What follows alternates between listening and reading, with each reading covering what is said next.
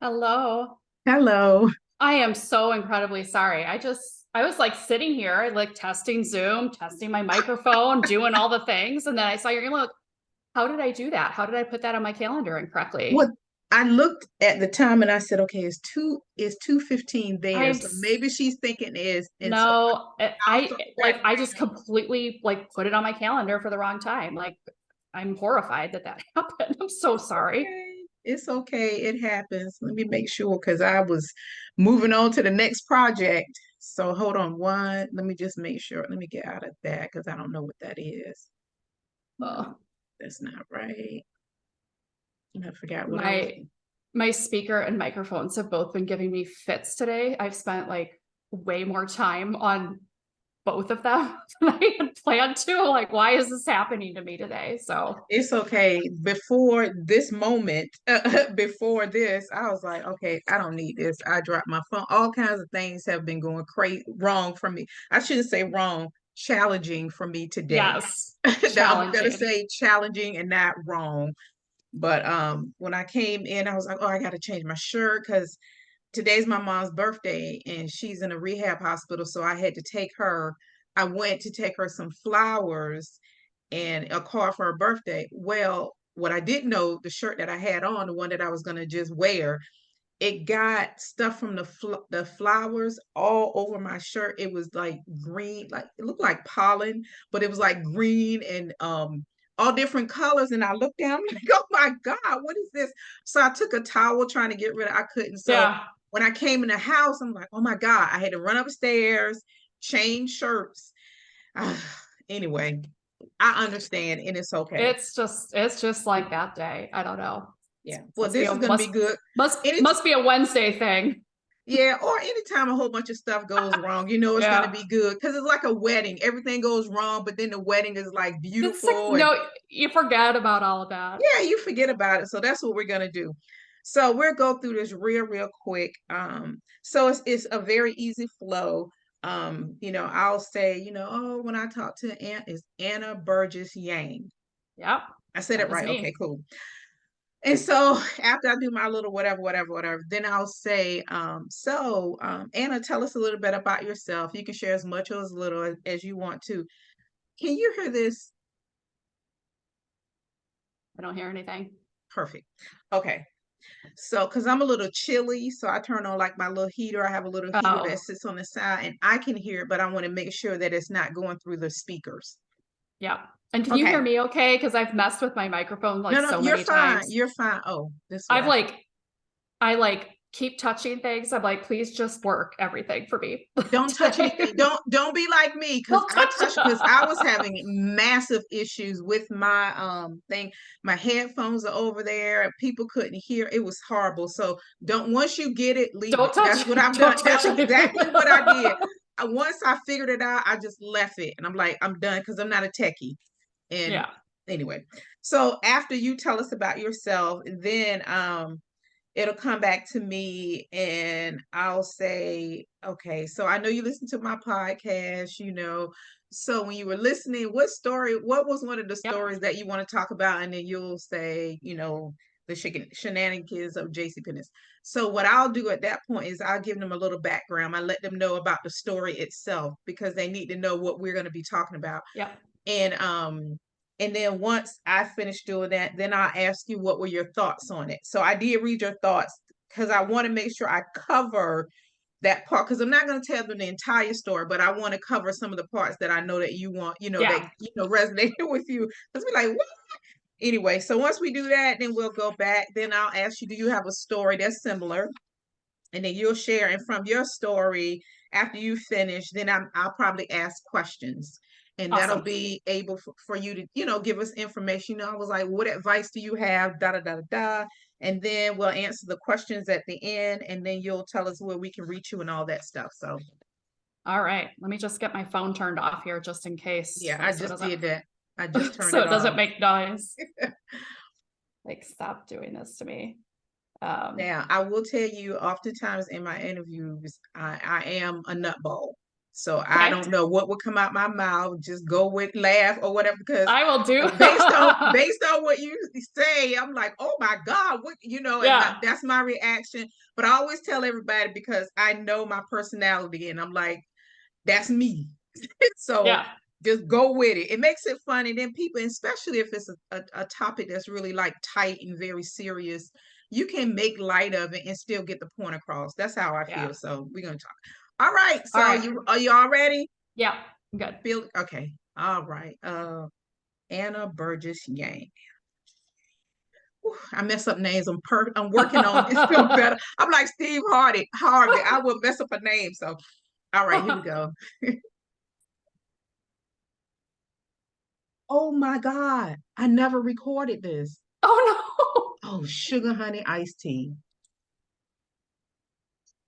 Hey y'all, it's Miss V the Storyteller, and I am so excited today to have Anna Burgess Yang, who almost messed up on the show. Listen, she is such a delight. She is hilarious.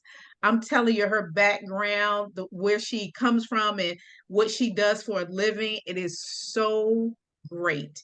If you're someone that's on a job and you might be like, I don't know, listen to Anna. She's going to tell you what she does. So, Anna, tell us a little bit about yourself.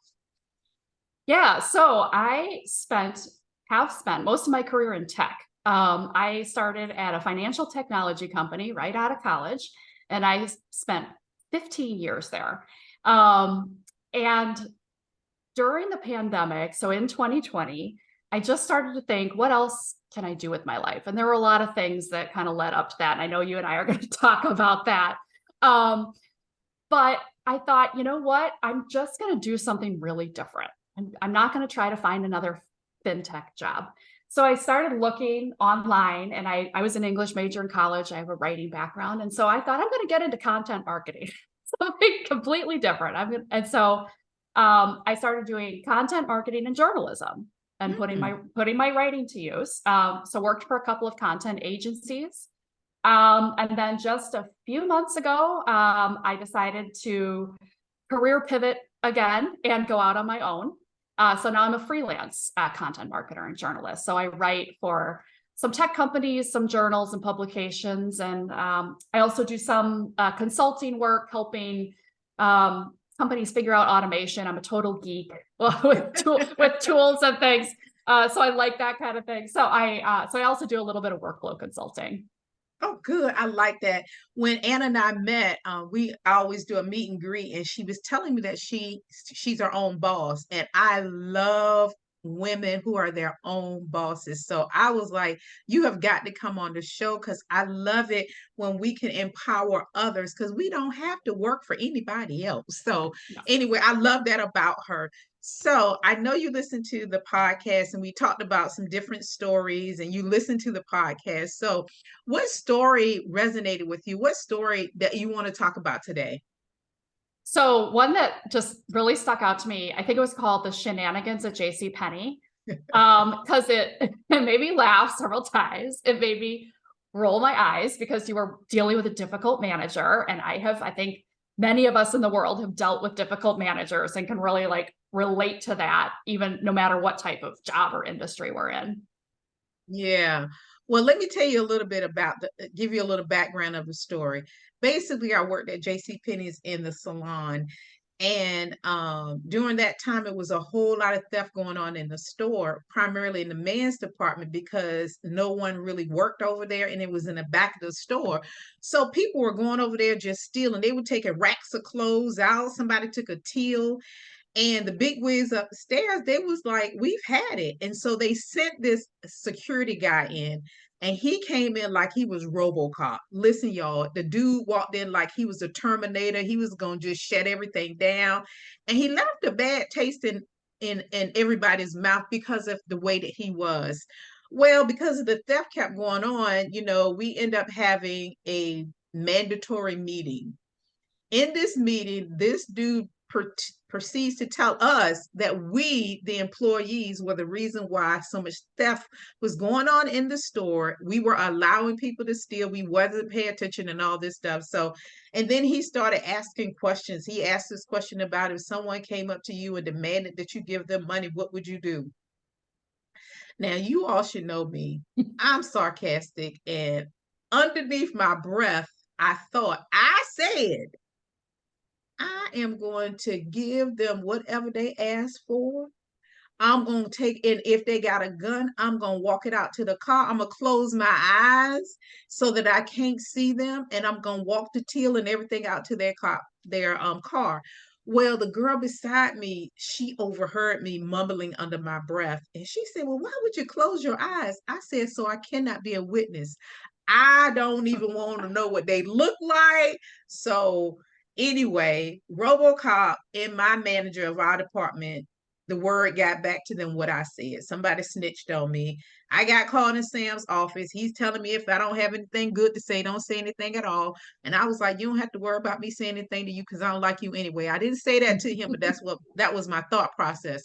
So RoboCop starts to follow me around the store because of my comments. At first, it didn't bother me. Then eventually, it got to me. And one day, I just turned around and I had had enough. I was like, "You really need to stop following me around the store because I'm not a thief, you know." And he was just, just ooh, all in my face and all that. Meanwhile, there were some girls in the store. They were stealing. They ran past him. He took off behind them. And they didn't like him anyway because every time they came in the store, he would follow them like he was following me. Anyway, they ran after him, ran after the girls. The girls, let me tell y'all what they did. They hid behind the dumpsters. So when RoboCop came running, they jumped out from the dumpsters and beat the crap out of him. They had to call 911 to come and to check him out to make sure he was okay. Well, when I found out about it, yes, I was wrong. You don't have to judge me for laughing. But I felt like if he wasn't so busy following me, he probably would have kept them from stealing, you know. So I almost just got what he deserved, you know. Anyway, later on, the big wigs, they got rid of him. So Anna, when you heard the story, what were your thoughts on it? Besides it being funny, but you Yeah. know, Yeah. So it made me think of that moment when you turned around, you're like, just stop following me. That made me think about when I quit my job the first time.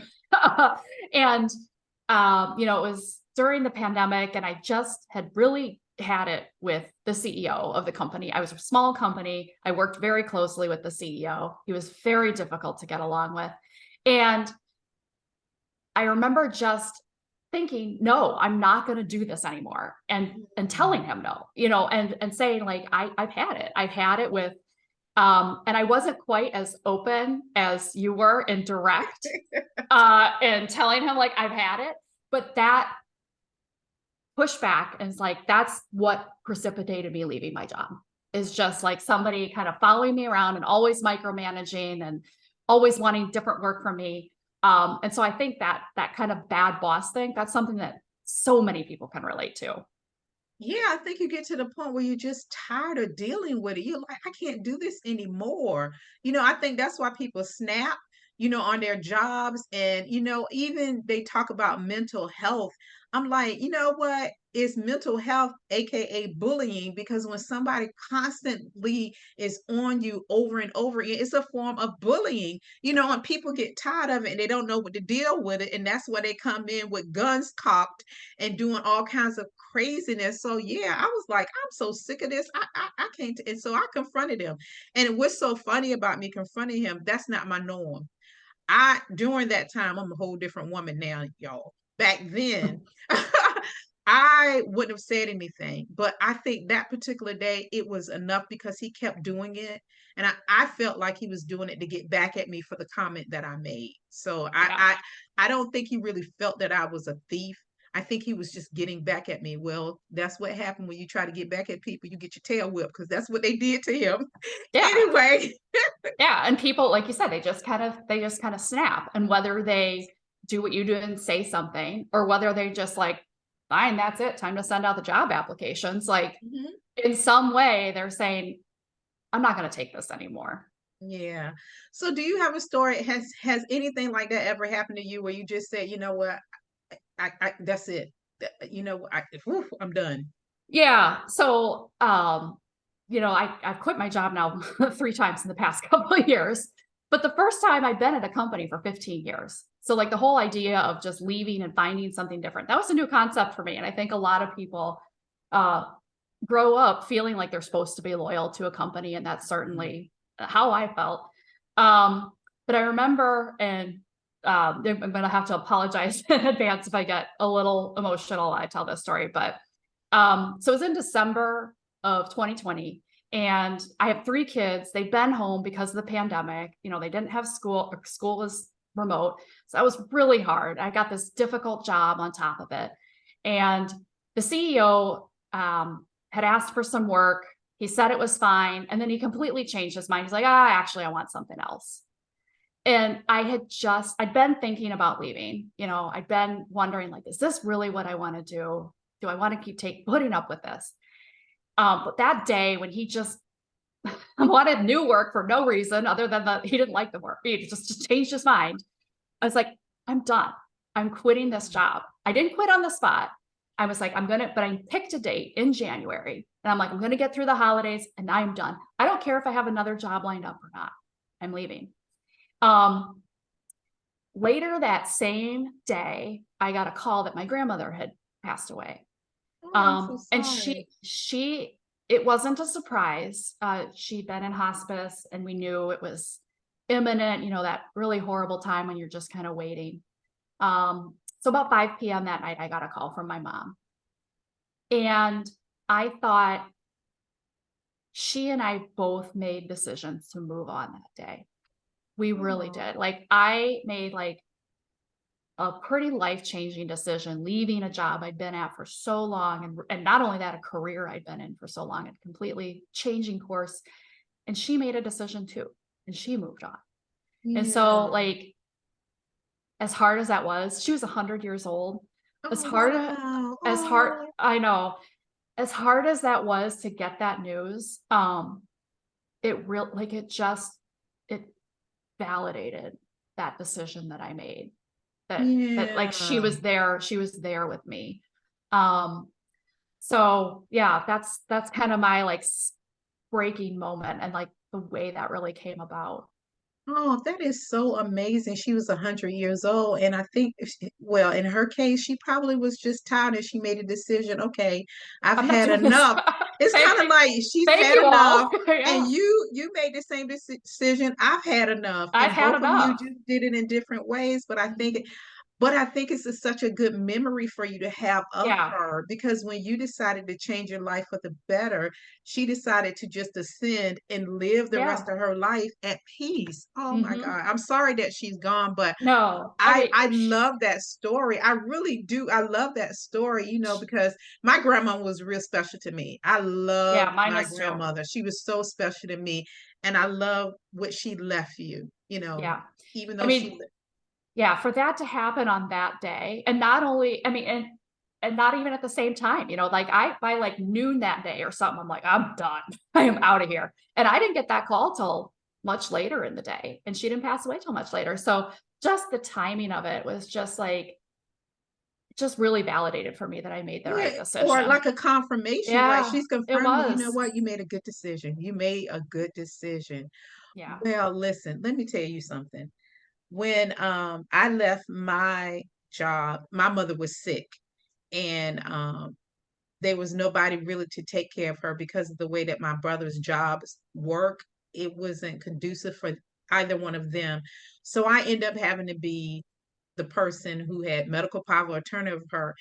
But when I left that job, when I made the decision to leave, and believe me, by the time that happened, it was the pandemic. We found it at the very beginning of the pandemic. But by that time, the job itself, I had it myself. I was done. I was like, I can't keep doing this. I am so unhappy. And the day that I left, it was during the holidays. It was Christmas break. And I left that place, and let me tell you, it felt like a weight was lifted off me. Like somebody literally took a 50-pound weight and just lifted it off me. And I didn't know quite what I was going to do. I mean, I had money coming because I worked for the city, so I had been there for some years. I had my money coming, but I was like, how am I going to take care of myself? But the good thing about the pandemic, they had a whole lot of things in place to help us. Yes. So that was good, but that was my taste of being my own boss, taking care of myself, making things happen for myself. So that was good. So what was an experience? What was the day like when you decided this is it for me? I put my time in your last day. Like I just shared with you was like a weight lifted off of Yeah. me. What was that experience like that day when you literally left the office and Yeah. you said, no more, I'm done? So it wasn't immediate because I'm a little risk averse. So I was like, I'm going to give myself a month to find jobs, but I made that decision and I work remotely. So there's no office, there's no fanfare of leaving an office when you work remotely. But what I think I didn't realize, and that was, I was severely burned out, like really Mm, bad. People talk about burnout, but unless you've really experienced it, I don't think people realize like getting a new job doesn't fix that problem. I went yeah. from working at a fintech to working at a content agency, like with like a week break in between. And so I took so much of that weight, that you talked about, like I Hmm. just carried it forward with me. Oh, And wow. it didn't fix the problem. Like I still I was still frustrated by things that were going on at the company, and I still had my kids at home. So like I I felt like I really couldn't be my best self when I went to the two agencies that I worked at. I felt like I was always underwater and like Oh, wow. really could like, and it was just, it was severe burnout. It was exhaustion. It was moving from one career to another career, continuing to just spin my wheels and do all this work and not having control over anything. Like always like the work that I was doing was dependent on somebody else's goals and somebody else's problems, Hmm. and like everything else that, every company has problems. And so I just like that burnout, I didn't recover from it. And I didn't realize that I hadn't recovered from it. Um, and I think that's what eventually prompted me to just totally go out on my own. Was kind of a way to heal myself.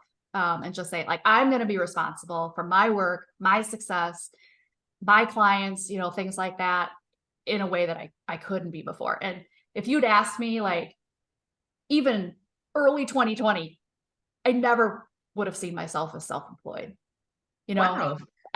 ever. But I think so many people have just changed. They're just saying no. They're just saying, Yeah. no, I'm not doing this anymore. My Right. version of saying I'm not doing this anymore was going out on my own. Other people, the great resignation, people quit their jobs.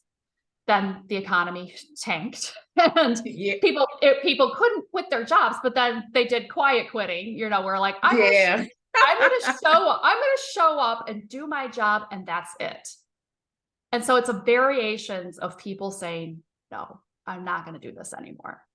Mm. So what did you learn about yourself through it? I mean, because for me, I learned some things about myself, but what did you learn? I try to, whenever something happens to me major, I try to go back and look at it and say, okay, what did I learn from this?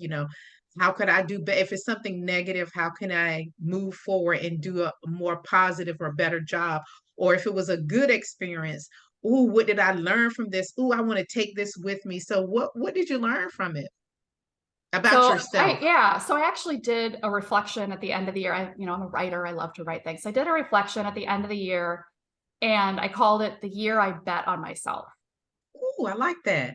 So I learned that I have that confidence. I can go out and be responsible for my own outcome and take that chance on me. I'd been doing some freelancing on the side this whole time, so I wasn't new to it, but I had to scale up, like to go from like one or two freelance clients to full time is a big difference. But I took a chance on myself. And that's what I learned, is that I can do that. Good. And another thing I learned is that I can say no in a lot of ways that maybe I didn't. And, part of that's an age thing. I probably couldn't have done that as much when I was younger. But through that, I've learned, like, I'm going to say no. If I don't like this, there's a lot of other ways I can work and be happy. And it involves like some boundaries. So what give me if so I'm coming to you and I'm like, Hannah, I'm really thinking about, going out on my own, becoming my own boss. I want to work from home and on my own, but I just don't know. So what could you tell me to help me to make a decision for? What would be the some great advice that you would give someone that may be in those shoes? So I've thought about that before. And some of it is like, if you want to go out on your own, how much risk do you want to take? Because Okay. it's up and down a lot of times. And you can work really hard and still, have fluctuations in work. Mm-hmm. And so I think that's why I did it in phases. Like first I pivoted careers and I did some kind of like side hustling and freelancing on the side, like testing the waters, like, is this going to work for me? But that's because I'm a little bit risk averse. I think Okay. other people, they may just say, I'm going to do it. I am done with this. And I say, do that. Listen to that person Mm. inside you and just do it. But I had that voice, but I just needed like a little bit of time to build up some cushion for myself. So, Yeah. but I think it's possible. And, you mentioned remote work, and I've been remote for 16 years. And that's been everything for me. That has been, being able to be there for my kids, flexing my time doing grocery shopping in their day, laundry, all of those things just come from like being an adult human. Mm-hmm. And so that just for me is all that flexibility, even if it's for a company, that flexibility is so paramount that you have so much control over, like, what does your day look like and when can you get your best work done? Yeah, I like that too because I'm the same way and I like it because I'm not a morning person. So the mornings are not good for me, but I am a The night mornings are owl. my best. I'm the opposite. Oh no, no. I'm up at like 4 a.m. Oh my Because God. I know, because it's really quiet in the house. But I'm in bed by 8 p.m. Like, I could not function Oh in the no, evening. no, Yeah, no, no, yeah. no. But that's my best work. My best work Yeah, is that's how my body functions. So, like, whatever. I think companies have got to recognize that people need and yeah. want that flexibility. Yeah, for me, when I was working, um, I'm not a morning person. And I always told, I'm like, I'm not a morning person, y'all. Talk to me after 10 o'clock. Don't come at me at 7 or 8 o'clock. And I don't drink coffee, so I'm not a Oh my caffeine person. goodness. Right. So I use the natural air in the sun to Yeah. like wake up and become, the better person. I just need my quiet time. I need to get myself together, get my thoughts together. I'm a God girl, so I need to pray and meditate and get myself together to be able to deal with you and all this foolishness. So I'm not a morning person, but it's like I get a second win, like after 6 o'clock. It's like a whole second win. I'm like, what can I do? What do I need to do? Because I've always been that way as far as being a night person. But I think it's so many positive things about being, working and being your own the boss, being an entrepreneur. Yeah, it's hard work, but life is hard.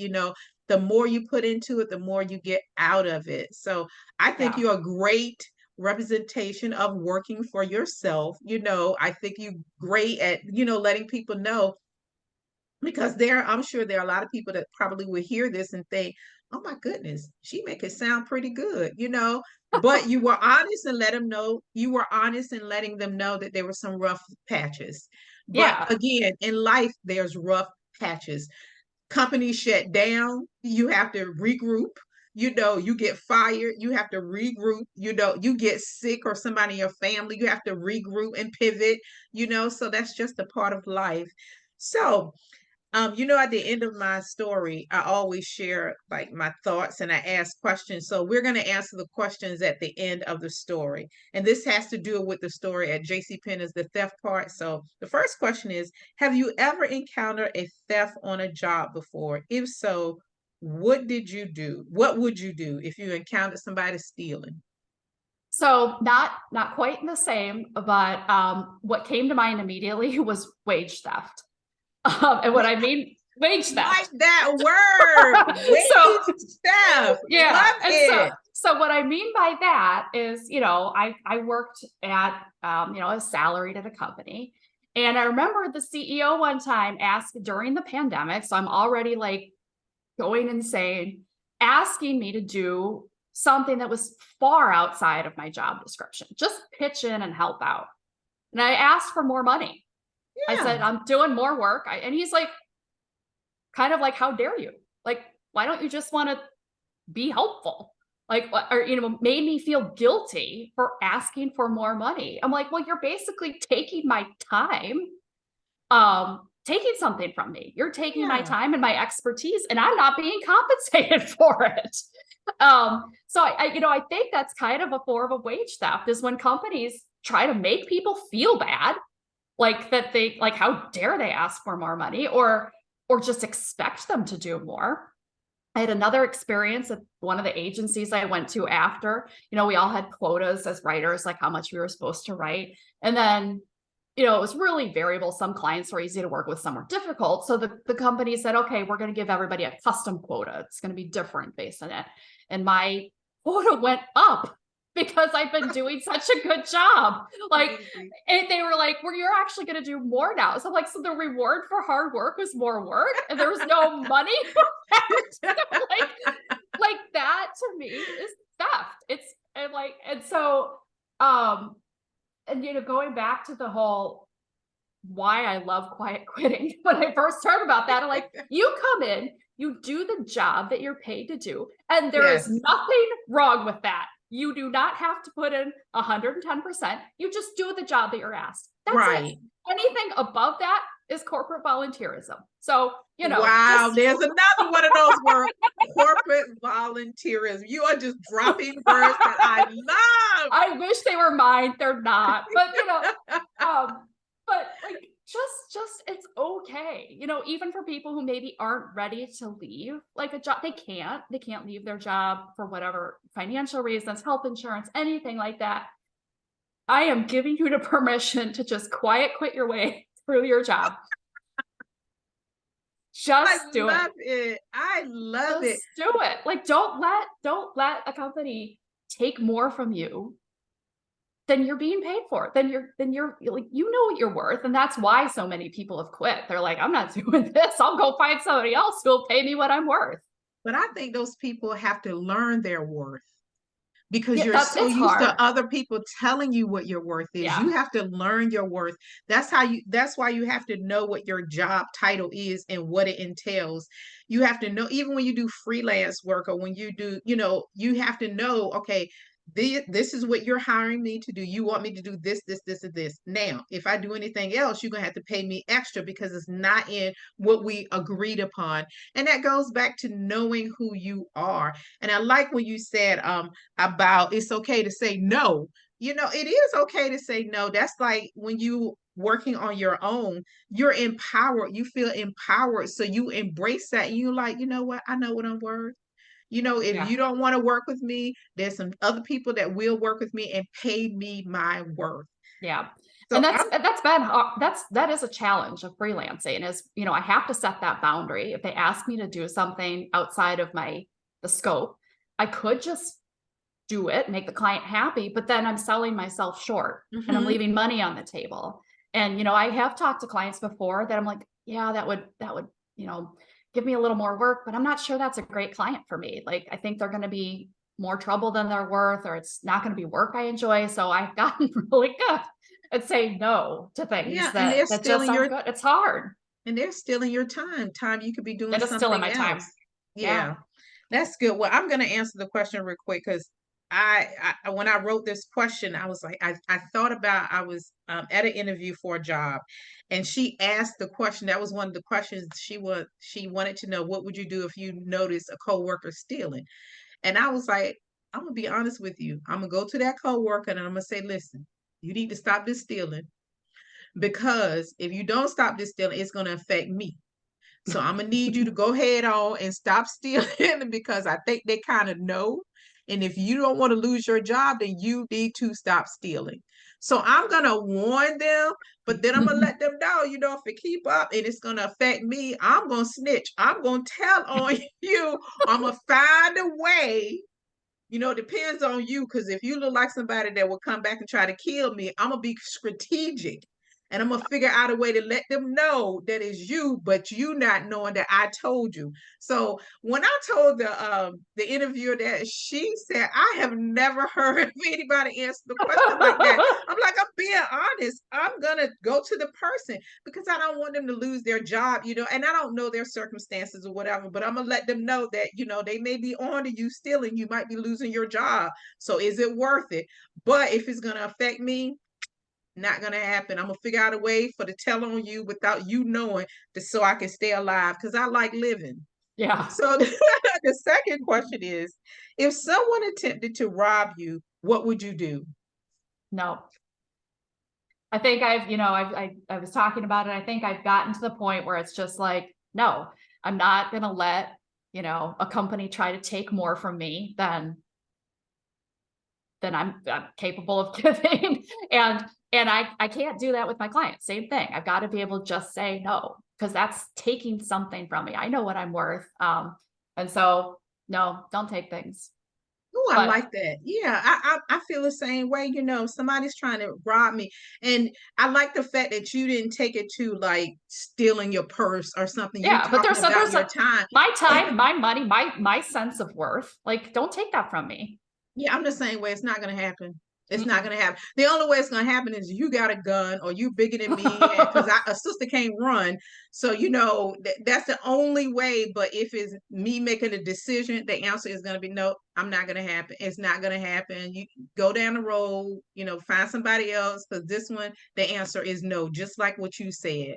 Yeah. So, Anna, thank you so much for being here. I'm telling you, this has been so informative and so much fun. And if you would do me a favor, can you just give us like a final that last good of push for someone who's maybe thinking about being a remote worker, or, starting their own business and being their own boss? Just that last little push. I would say it's worth it. Okay. Career pivots are possible. I talk about career pivots a lot. You don't have to do what you've been doing, and you can find something else that makes you happy. And I think, I'm proof of that. We've all been told for so long. I was raised that way, you stick with a job. We don't have to do that anymore. Don't worry about like trashing your resume. Go hop around to 5 jobs, like do Yeah. something. Don't stop looking. Just Oh, keep I going. love it. I Don't stop love it. looking. I love it. And you are a great representation of just doing that. And the fact, I mean, you get to spend time with your kids, you have your own schedule as long as you get the work done. I'm telling you, if you're out there and you're thinking about it, try it. If it doesn't work, at least you tried it, and you can always go back. Now, I don't agree about going backwards. I only believe in going forward. So, but if you're out there and that's what you're thinking about doing, listen to me and Anna. It is worth it. Mhm. So, Anna, please tell us, where can we find you? If we want to reach out to you and ask you questions or anything, just tell us, where can we find Anna? Yeah. So my website, annabyang.com. There's a contact me form if you want to reach out, or I'm on LinkedIn way more than I should be. And so, that's good for business. So absolutely connect with me, Anna Burgess Yang on LinkedIn. Connect with me, send me a DM if you want to chat, anything like that. So I love talking to people. Great. Well, thank you again for being here. You have been such a joy, and I just love your personality, and I love the fact that you are so positive about what you do. It's like no mistakes. I didn't make the wrong decision. I made the right decision. I'm sticking it to it, and I am a great proponent. If you want to work remotely, if you want to work on your own, be your own boss, do it. Yeah, absolutely. All right, thanks. Yes, thanks so much.